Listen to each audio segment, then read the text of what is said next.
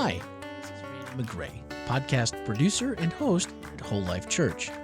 Loving people into a lifelong friendship with God is our mission at the Whole Life Church, and our podcast, Speaking of Grace, and its companion, 15 with Andy, Randy, and Jeff, are designed to help facilitate conversations and let's grow together in that pursuit.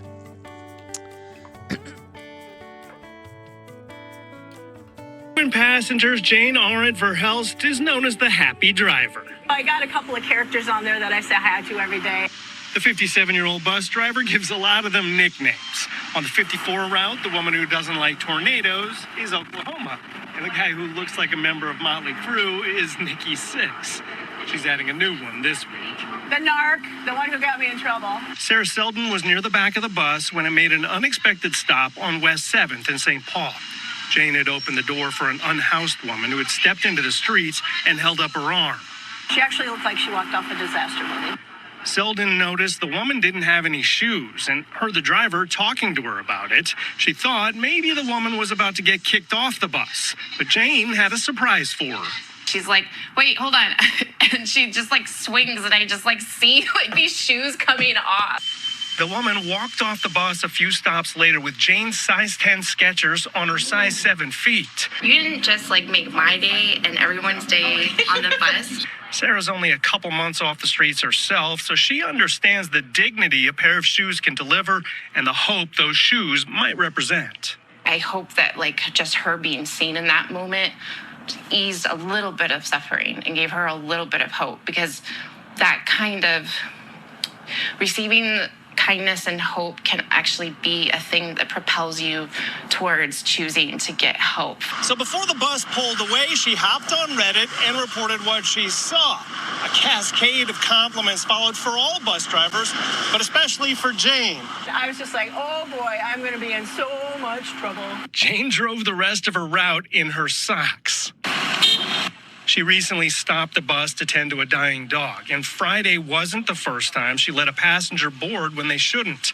So she's earning a reputation for bending the rules for all the right reasons. Everybody asks me every day I get off work, you got your shoes on? You got your shoes on? Did you give your shoes away? I'm going to stop it.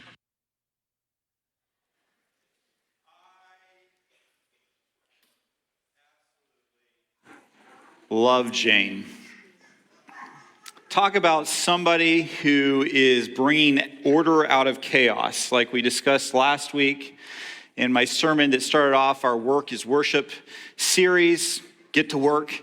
And we talked about last week how, God brought order out of chaos, as we find in the book of Genesis chapter 1.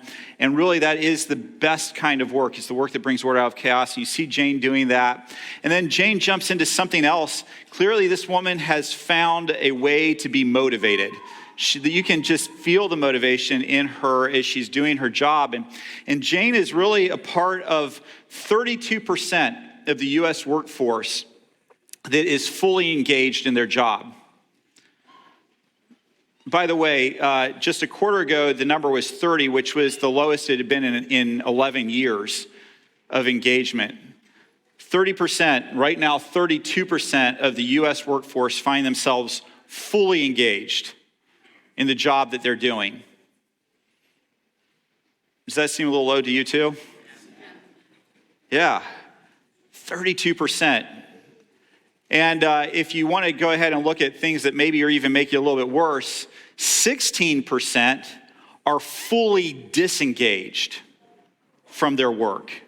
16% of the U.S. workforce is fully disengaged. This is what people who study this call loud quitting. These are the employees that if you're an employer that you are terrified of, because they're the ones that are going to talk badly about you on social media. They're going to go ahead and tell their friends, their relatives, and really, frankly, just anybody who will listen how horrible you are as an employer. They're going to show up and do not only the bare minimum of what they can do, they're just going to clock in, and if they can get away with it, they'll just sit there and do as little as, and in the worst case circumstances, these loud quitters actually sabotage the businesses that they're in. They find ways to actually hurt them. So for those of you who can do math, we have 32%, we have 16%. I know it doesn't add up quite to 50%, but it gets close. So what about those remaining people? What about the people who aren't fully engaged but aren't fully disengaged? Well, those are what economists will call quiet quitters. And in 2023, 50% of the US workforce was quiet quitting. What is quiet quitting? Quiet quitting is just doing the absolute bare minimum to get your job done. It's like you're not sabotaging, you're not necessarily talking bad, you don't necessarily even hate the place you work. You're just clocking in, doing the minimum to get by, and clocking out. And if you're doing a good job of quiet quitting, you clock in on time and you clock out exactly at the end of your shift. And if you're not doing such a good job and you're headed towards that loud quitting, you clock out a little early and you clock in a little late. 50%. So think about this for a second. If you add 50%, and then 16%, you come up with a number. That number has a price tag on it. Economists have looked around the world, and by these, in the way, these numbers are provided by Gallup. Gallup estimates that quiet quitting and loud quitting costs the world economy over $9 trillion last year. $9 trillion. And if you are a loud quitter or a quiet quitter, you're like, who cares? Whatever. If you're a loud quitter, your job deserved it. If you're a quiet quitter, you're like, well, they probably don't deserve it, but man, you have no idea how hard it is to go to work every day. I'm not trying to cost them money, but man. And if you're an employer, you're like, oh my goodness, $9 trillion. So why do people quit? Why do they quiet quit? Why do they loud quit? I'd say that a lot of times it's a motivation issue. So can we get biblical for a minute and find out some reasons why people might fall into these categories, why they might lack motivation, why you might lack motivation? Let's talk about it for a minute. Reasons for a lack of motivation. Number one, the Jonah. Work that you find revolting. God tells Jonah to go preach to the Ninevites and that he's going to bring destruction on their city. But Jonah doesn't actually believe him. We find that out in Jonah chapter 4 when he said, didn't I tell you that I knew if you sent me to preach to these people that you'd relent from, and I knew it, and I want them to die. Boy, aren't you glad I'm not that kind of pastor for you? I hate these people. I don't want them. But Jonah loud quit, and then he kind of quiet quits, honestly, when he gets to Nineveh. He's like, yeah, repent, whatever, please don't. I don't really want you to repent. Jonah finds his work revolting. And what about the Elijah? Yeah, you work yourself to burnout, right? You're the person, you're that 32%. You work hard, you're engaged, but you work so hard that you get to the place where you no longer have anything left in the tank. You're done.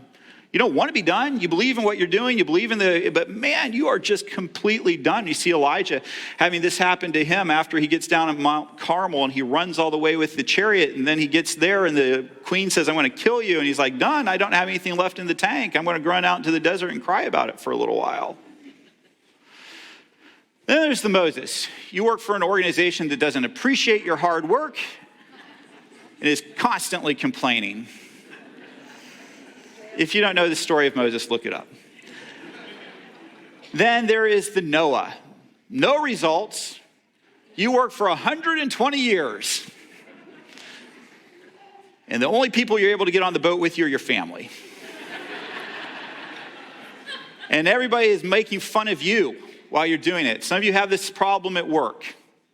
You work, and you see absolutely no results. And sometimes you get teased and mocked. And it just is hard to find the motivation to show up when you can't see any results. Then there's the John the Baptist. Bad pay, bad benefits, terrible workplace conditions. If you don't know who John the Baptist was, look him up. But he ate locusts and honey, which honey, okay, locusts, not so sure about. He dressed in camel skin. And after he had done his job and done it with excellence, he got thrown into a dungeon. Some of you feel like you're working in a dungeon. You feel like your pay and benefits do not begin to adequately reimburse you for the time and effort you put into the organization. You just say to yourself, why do I need to feel motivated to work for a place that doesn't really take care of me? Then some of you are the Barnabas. You work with people who have different values. If you're not familiar with Barnabas, he was Paul in the New Testament. He was Paul's first missionary partner. And he and Paul had a falling out because they had an argument about who their companions should be on the next mission trip. Paul said, I'm not going to take this young guy named John Mark with us anymore. He left us midway through our last missionary journey. He's not coming with us again. And Barnabas said, Paul, you should read 1 Corinthians 13 that you wrote. Love is patient, love is kind. I sign on to those values. And Paul's like, I know I wrote it, but that's different.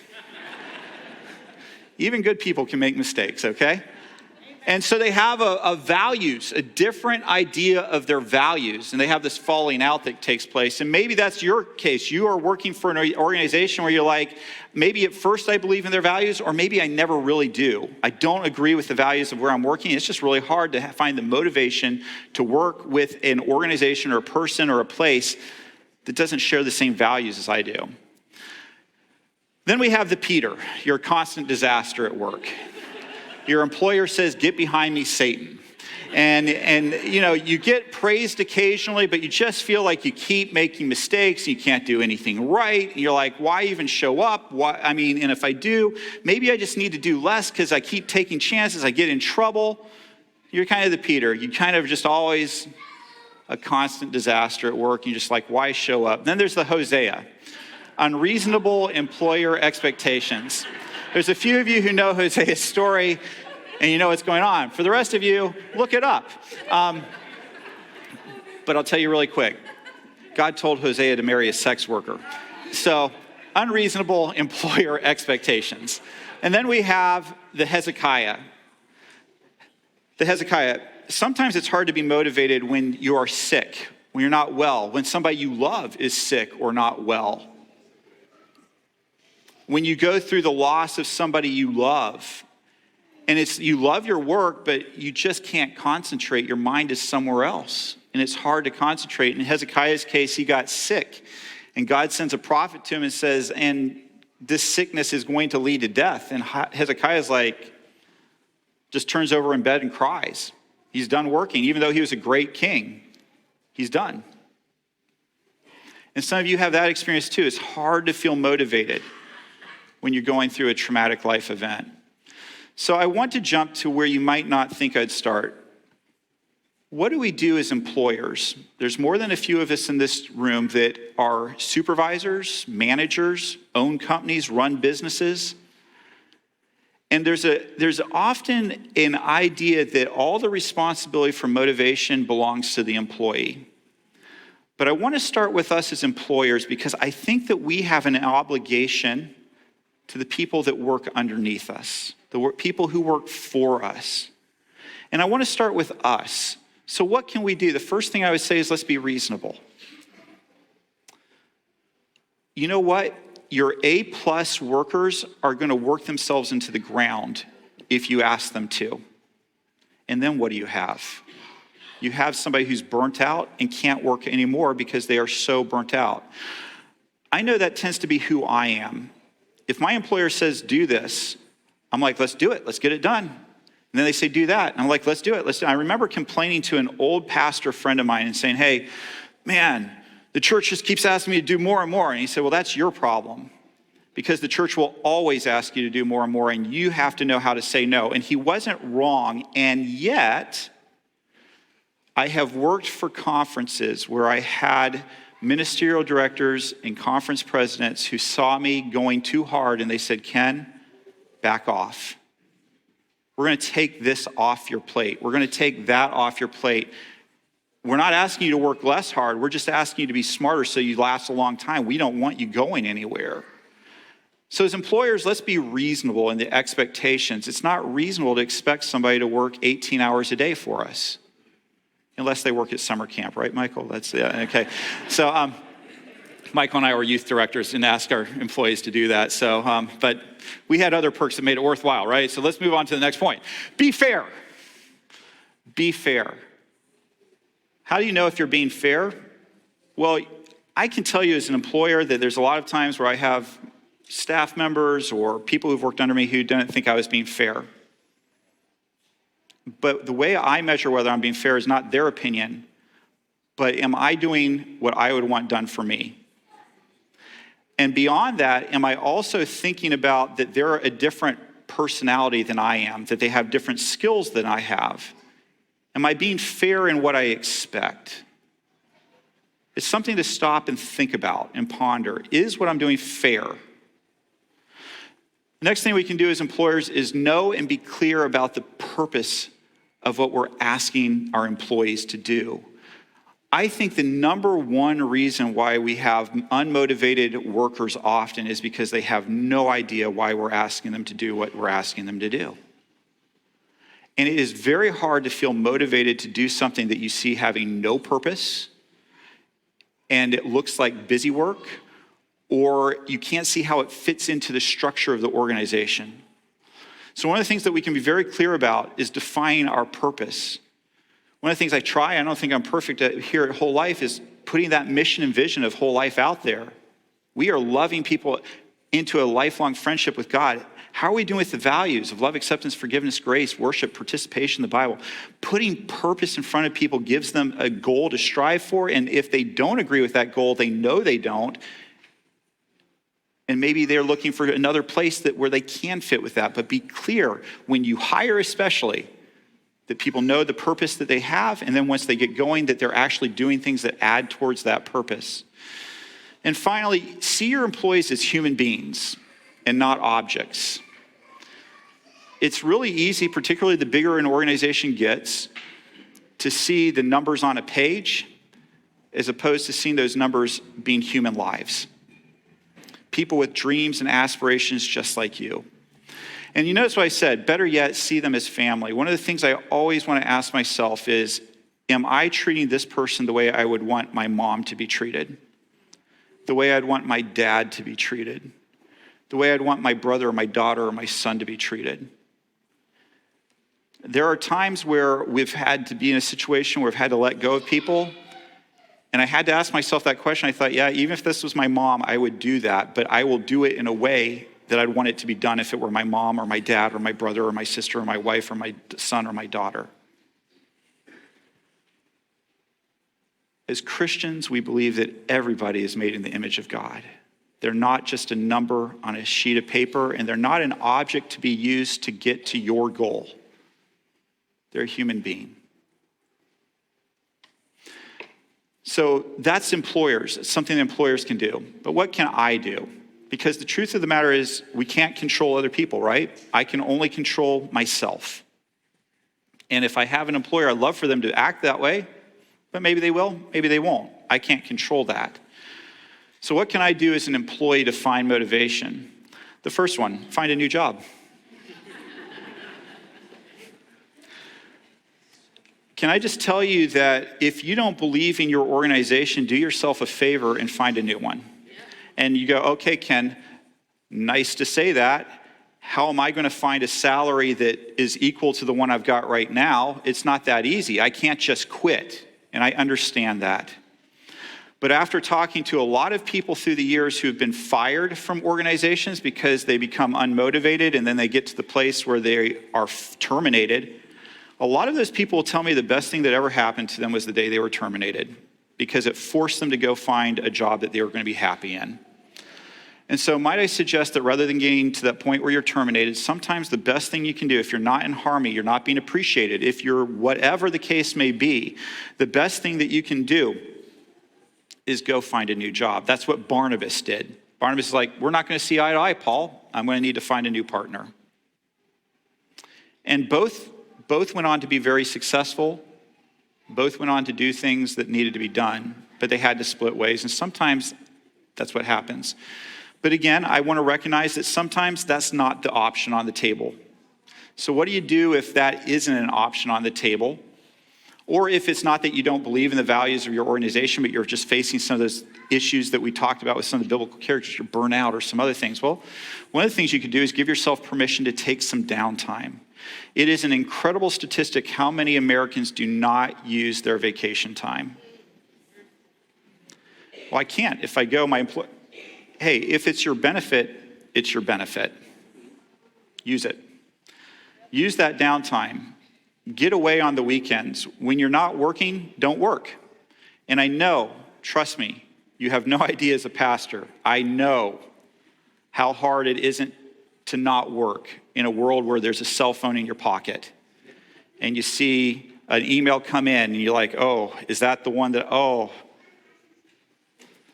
But can I just take a moment without getting too far on the tangent of technology and say, you need to disconnect from your technology. You need to be honest with your employer. If you have an employer that expects you to be connected in a certain way, be honest, do the right thing, do their expectation. But I really like to believe that when you're at work, be fully at work, and when you're at home, be fully at home. And again, recognizing that's difficult, but give yourself permission to take some downtime. By the way, that's the only thing that will ever help you with burnout. You cannot work your way out of burnout. You can't think your way out of it. You literally have to get rest. It's like being at the gym and thinking that you can somehow pump out 12 more reps at your max. It's not going to happen. You can't physically or emotionally work your way out of burnout. You have to take that downtime. And we see that happening with Elijah and Hezekiah. They both take some downtime. And God seems to be okay with that. Another thing is to shake things up. Sometimes, sermons can sometimes, I can get a little bit, have a hard get writer's block on it when I'm working on a sermon. So sometimes one of the things I'll do is I'll work on a different project for a while. Maybe I'll give myself a little bit of downtime, go work on something else, let my brain freshen up, then come back to it. But sometimes one of the answers to finding motivation is just to stop what you're having such a hard time doing, do something else for a little while, because most of us work in jobs where we have to do multiple things, work on something else, and then come back to the thing that you're struggling with. We see that with Moses, He gets in trouble in Egypt. He goes tend sheep for 40 years. Maybe don't take a 40-year vacation, but you know what I'm saying. Then maybe program some small wins. Hosea's wife runs off on him multiple times. His small wins are when she comes home. Sometimes you have to find the small wins in a job that just is not, it is what it is. Where are those small wins that you can say, well, that's a win. It's not a huge win, but it's a win. My boss didn't congratulate me, but I had a coworker who said, hey, nice job on that. Or maybe it's a customer that comes in and said, hey, I noticed you. You worked really hard for me today. Thank you for that. Program the small wins. And then there is the changing your expectations. John the Baptist, I like to call that one. John the Baptist had to change his expectations. He thought that Jesus was there to lead a revolt against the Roman Empire, just like everybody else. That's what he thought. Jesus was there to do something different. And he had to change his expectations. And the incredible thing about John is that he does. He sends his disciples, go, Jesus, are you the right one? Jesus shows the disciples what's going on. John Reckon goes, okay. Sometimes at work we have to change our expectations. Can I just take a moment to talk to some of you who are younger in your career for a moment? Some of you want to start off right at the top. You want the top pay, you want the top benefits, you want a job that has complete and utter satisfaction and meaning and gives you great value. And sometimes, can I just tell you, it takes you a while to get to that place. And you kind of have to pay your dues. I don't like saying it, but it's the truth. I didn't become the 6 o'clock news anchor at a station by just starting there. I started making $8 an hour, and believe me, even back then, $8 an hour was not much. I felt so depressed the day I was talking to a guy folding towels at the local gym, and he was like, I can't believe I only make $8 an hour. And I'm like, oh, I'm working in news. I've got a college degree. You're folding towels. I'm making the same amount as you. But sometimes you have to pay your dues in life. Sometimes you just have to stick it out to get to where you really want to be. And trust me, a lack of motivation does not get you to where you want to be eventually. And so you have to think, okay, I'm going to change my expectation. My expectation now is to get experience, to get to where I want to be. Avoid distractions. It's easy to sit around the water cooler and bellyache about the company that you work for. Those are distractions. It's easy to find annoyances with the boss that does this or the colleague that does that. Avoid distractions. Put your eyes on what really genuinely matters about your job. That's Peter. Jesus, he's like, Peter, what about John back there? What's going to happen to him? And Jesus says, hey, no, don't worry about John. Just you follow me. So at work, don't worry about your colleagues. Those are distractions. You do the best that you can do. And maybe that will help you find motivation when you put the distractions in a different place. It's okay to reward yourself. Sometimes your boss won't reward you, but you can reward yourself. You get done with that big project that you were dying on and just hated. The boss doesn't say thank you, but you know what you can do? You can take yourself out to eat that evening. You can go get ice cream. You can go buy yourself, in my case, donuts. Go do what makes you happy. Reward yourself. It's a psychological trick, but when you compare something you love with something that's hard, that you have a lack of motivation, what you'll find is that you're able to find the motivation, because I know when I get done with it. I know I had a friend who was a pastor who had a particular movie that he would watch once he got his sermon written for the week. It was his favorite movie, and he'd just watch it every week. I'm not that kind of guy, because the same movie would bore me to death, but I find other ways to reward myself. But how can you reward yourself for when you get things accomplished? I look at that as like the Noah. He got on a boat. He rewarded himself. He didn't drown. So then there's the intrinsic motivation. This is really where I want to kind of wrap things up a little bit. If you're not familiar with intrinsic, what I just talked about, reward yourself, that's called extrinsic motivation. That's the motivation that comes from the world outside you. So it's, grades, it's paychecks, it's benefits, it's ice cream and donuts. These are extrinsic motivators. But intrinsic motivation is motivation that comes where you can feel purpose, when you can have curiosity, where you're trying to seek to master something. This is what we would call intrinsic motivation. And both motivations, by the way, have a place. Let's not knock extrinsic motivation. It's got a time and a place. That's why I put it on the list.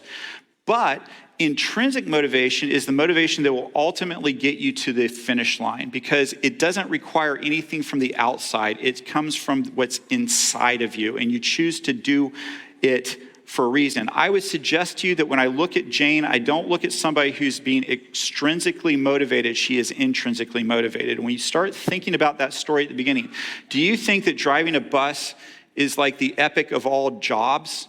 I think it's got to be a super high stress job. I think it's got to be a tiring job. I've got to think that there are some really nasty people that get on the bus and say nasty things to you and treat you rudely. And yet here is a woman who has found what I think is intrinsic motivation to do her job. She's taken that job. She's changed her expectations. She's gone ahead and rewarded herself. She's figured out how to make that job meaningful and have purpose. And for her, being kind to other people, being happy, giving the shoes literally off her feet to another person has given her purpose and reason to do what she's doing. It motivates her and makes her wake up in the morning and think, I'm not driving a bus, I'm helping people. And some of you need to reframe the way that you're looking at your job today. You are not working to make your corporation more wealthy. You're not making your owner whatever. You are working to make the world a better place, to be kind to people, to bring order out of chaos. I can't tell you what your motivation should be, but this is where I find motivation. We're going to skip that one. We're going to go Colossians 3:22 through 24. Work willingly at whatever you do, as though you are working for the Lord rather than for people. Remember that the Lord will give you an inheritance as your reward, and the master you are serving is Christ. For me, one of the greatest motivators for me is my Christian faith. I remember when I worked in television news that people knew I was a Christian television reporter, and there were a couple times where I forgot that. And I remember one of those times the person saying to me, I thought you were a Christian. And it slapped me in the face, because I remembered while KUAM, my news employer, was perfectly okay with the way I was behaving, Jesus wasn't. and I represent Jesus before I represent KUM, before I represent Whole Life, Jesus first. And if you're a Christian and you're looking for motivation, don't think that you're working for whoever it is that you're working for. Think that you're working for Jesus. And how would you behave if that's your employer? How would you find the motivation in those cases? And for me, my motivation is I love Jesus. I'm looking forward to a reward, but what I really know is that I love Jesus. And I want to work well for him. And for me, that's the motivation I need. Hi, this is Randy McGray, podcast producer and host here at Whole Life Church. Loving people into a lifelong friendship with God is our mission at the Whole Life Church, and our podcasts are designed to help facilitate conversations that help us grow together in that pursuit. Now that you've heard the message for this week, don't forget to check out the Whole Life takeaways for this message. Swipe up in today's show notes and join the conversation. Speaking of conversations, each Wednesday morning we take a closer look at the week's message. That's right, the one you just listened to. We discuss practical ways to apply spiritual lessons and ask honest questions about the issues we face as Christians, all focused through the lens of grace. Your voice is a welcomed addition to that conversation. We encourage your thoughts and your questions by sending a voicemail or text to 407-965-1607 or send an email to podcast@wholelife.church. You can find everything podcast related on our website, wholelife.church/podcast. And plan on spending every Tuesday evening and Wednesday morning with us as we bring you the Whole Life Church inspiration you love straight into your headphones. Thanks for listening and have a great week.